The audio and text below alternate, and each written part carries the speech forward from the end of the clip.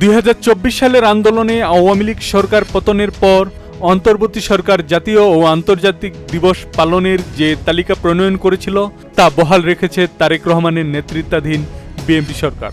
অন্তর্বর্তী সরকার ঐতিহাসিক 7 মার্চ ও 15 আগস্ট সহ যে 8টি জাতীয় দিবস বাতিল করেছিল তার কোনোটি ফেরানো হয়নি বর্তমান তালিকায়।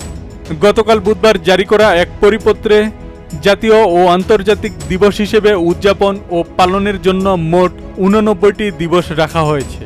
এর মধ্যে ক শ্রেণীতে 17টি, খ শ্রেণীতে 37টি এবং গ শ্রেণীতে 35টি দিবস রয়েছে। নতুন পরিপত্রেও ক শ্রেণীতে 5 আগস্ট আওয়ামী লীগ সরকারের পতনের দিনটিকে জুলাই গণ অভ্যুত্থান দিবস পালনের কথা জানানো হয়েছে।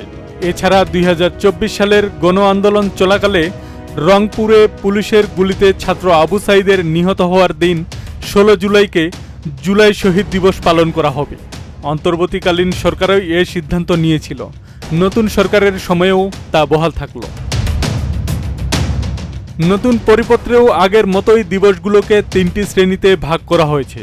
ক শ্রেণীতে থাকা জাতীয় পর্যায়ের 17টি দিবসকে যথাযোগ্য মর্যাদায় উদযাপন বা পালন করা হবে। খ শ্রেণীর 37টি দিবসের মধ্যে যেসব দিবস ঐতিহ্যগতভাবে পালন করা হয়ে থাকে সেটা পালন করা যেতে পারে। মন্ত্রীরা এসব অনুষ্ঠানে সম্পৃক্ত থাকবেন এবং গুরুত্ব বিবেচনায় প্রধানমন্ত্রীকে আমন্ত্রণ জানানো হবে। এ পর্যায়ে অনুষ্ঠান আয়োজনের জন্য সরকারি উৎস থেকে সর্বোচ্চ 50,000 টাকা বরাদ্দ যেতে পারে বলে পরিপত্রে উল্লেখ করা হয়েছে। গ শ্রেণীতে থাকা 35টি দিবস নিয়ে পরিপত্রে বলা হয়েছে বিশেষ খাতের প্রতীকী দিবসগুলো সীমিত কলেবরে পালন করা হবে। মন্ত্রীরা এসব দিবসের অনুষ্ঠানে উপস্থিতির বিষয় বিবেচনা করবেন।